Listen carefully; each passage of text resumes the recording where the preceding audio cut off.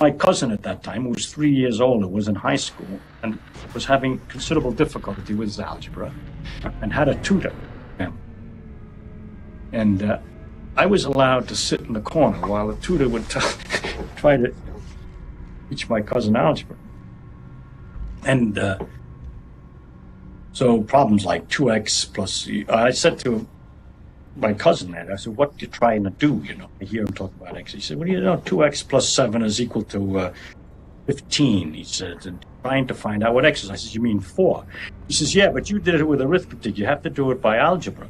And that's why my cousin was never able to do algebra, because he didn't understand how he was supposed to do it. There was no way. I learned algebra, fortunately, by not going to school and knowing the whole idea was to find out what x was, and it didn't make any difference how you did it. There's no such a thing as don't do it by arithmetic, you do it by algebra. That is a false thing that they had invented in school so that the children who have to study algebra can all pass it. They had invented a set of rules, which if you followed them without thinking, would produce the answer. Subtract 7 from both sides.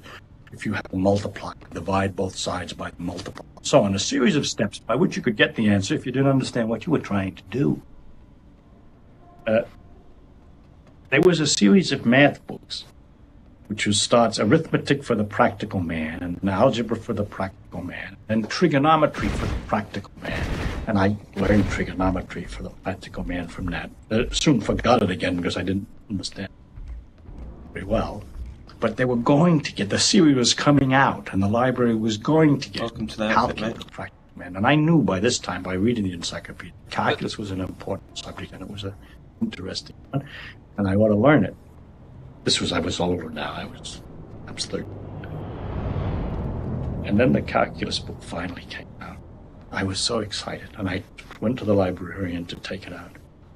Looks at me, but you're just a child. What are you taking this book out for? This book is one of the few times in my life I was uncovered by lied.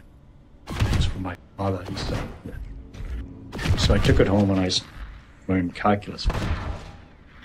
And I tried to explain it to my father. And he started to read the beginning of it. And he found it confusing. And it really bothered me a little. I didn't know that he was so limited. He didn't understand.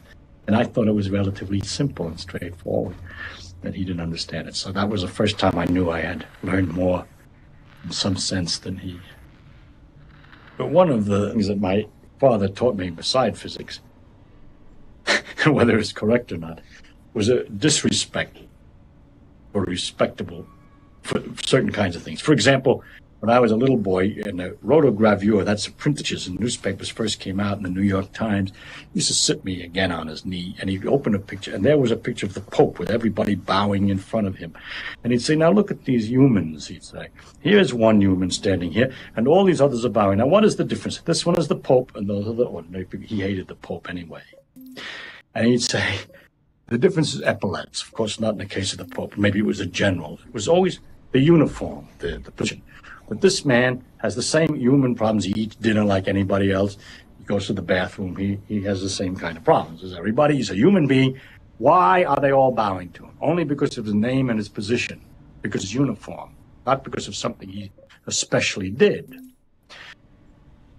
or his honor or something like that.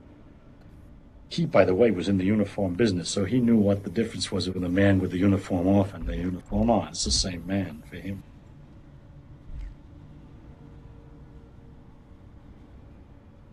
He was happy with me, I believe.